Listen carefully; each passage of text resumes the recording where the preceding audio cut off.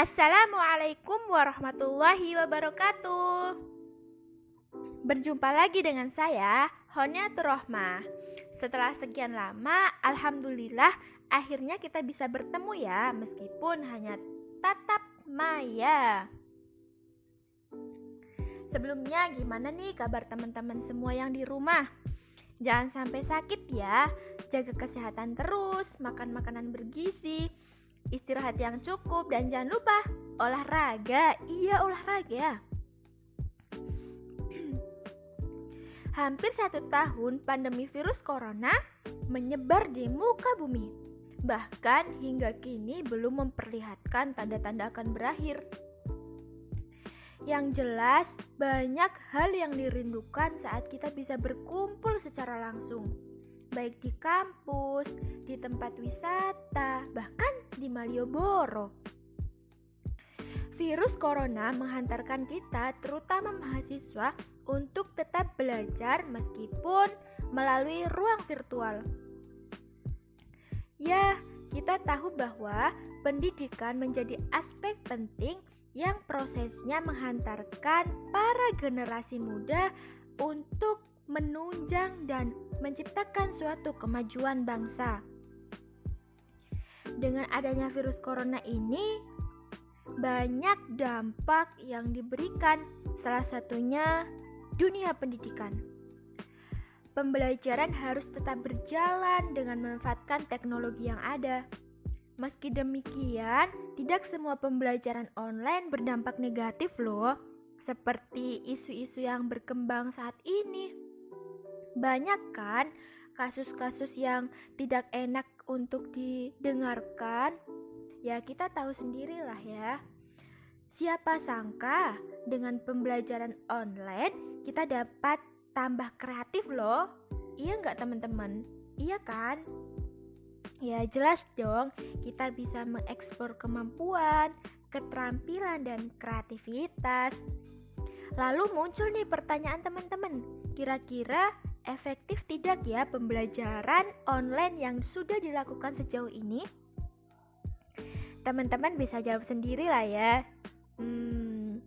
Apapun yang dirasakan, pasti ada dampak positif dan hikmahnya. Dan yang terpenting adalah kita tidak terlalu banyak mengeluh.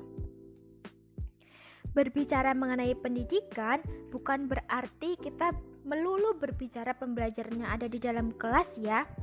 Bukan itu saja.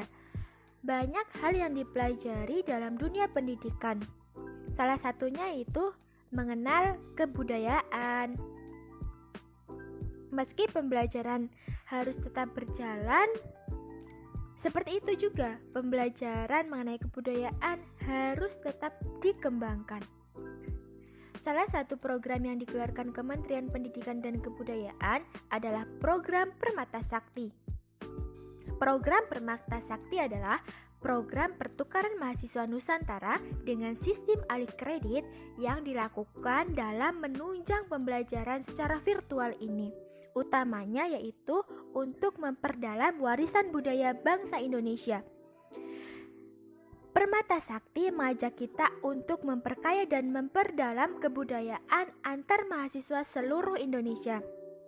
Bukan hanya kebudayaan tepatnya, tetapi juga bahasa, suku, adat, tradisi, keanekaragaman, kekayaan suatu wilayah, dan lain sebagainya.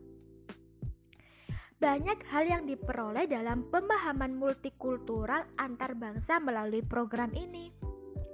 Namun, kondisi ini tidak terlepas dari sebuah masalah yang muncul dari pembelajaran online. Pertukaran kebudayaan dilakukan secara online, komunikasi dilakukan secara online, dan lain sebagainya.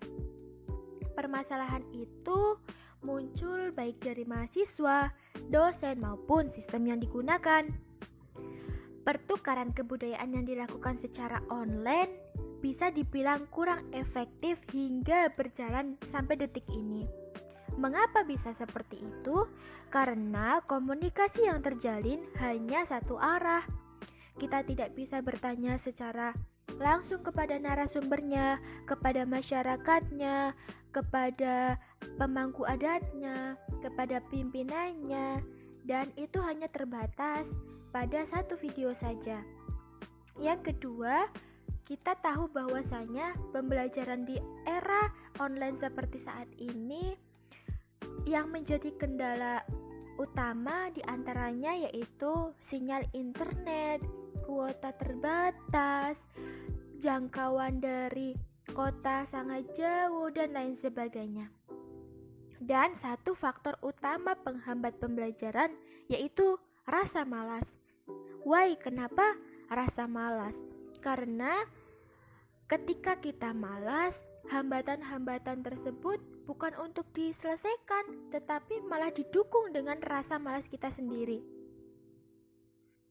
Oleh karena itu, hambatan, tantangan, permasalahan dapat terpecahkan ketika kita aktif mencari solusi, berkomunikasi dengan dosen, berkomunikasi dengan mahasiswa, mencari sumber-sumber belajar lainnya agar memudahkan kita dalam memahami mata pelajaran dan kebudayaan bangsa Indonesia.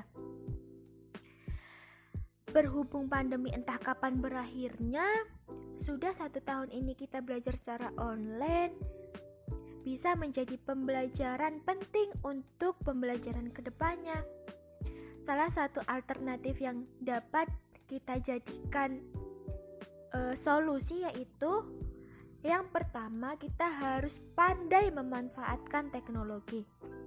Kenapa? Karena persaingan di era revolusi industri seperti sekarang ini berjalan sangat cepat dan perubahannya sangat besar. Jadi kita tidak boleh mengalami ketertinggalan. Yang kedua, menciptakan kemandirian belajar. Ya, sebab kita adalah guru untuk diri kita sendiri. Bapak Ibu dosen sebagai pengantar, sebagai pemantik untuk kita berpikir. Dan yang jelas, kita adalah masa depan kita. Masa depan ada di tangan kita. Keberhasilan ada di tangan kita. Kejayaan ada di tangan kita, dan bahkan kemajuan suatu bangsa ada di tangan kita sebagai generasi muda. Yang ketiga, mengantisipasi segala sesuatu. Ketidakmungkinan seperti sinyal, kuota internet dapat kita cegah dengan mengoptimalkan dan mengantisipasinya sebelum hal itu terjadi. Yang keempat, aktif dan belajar dari mana saja. Dan yang terakhir adalah menjalin hubungan baik antar mahasiswa, dosen, dan pihak lainnya. Ya, karena pembelajaran online ini menuntut kita untuk lebih kreatif, aktif, berkontribusi, dan menjadi mahasiswa yang solutif.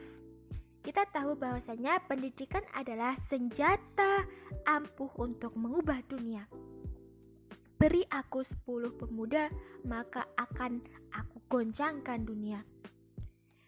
Sebagai mahasiswa, kita harus pandai memanfaatkan waktu, kompetitif, dan mampu bersaing secara global maupun internasional. Mungkin hanya itu yang bisa dapat saya sampaikan. Kurang lebihnya saya mohon maaf. Wassalamualaikum warahmatullahi wabarakatuh. Sampai jumpa pada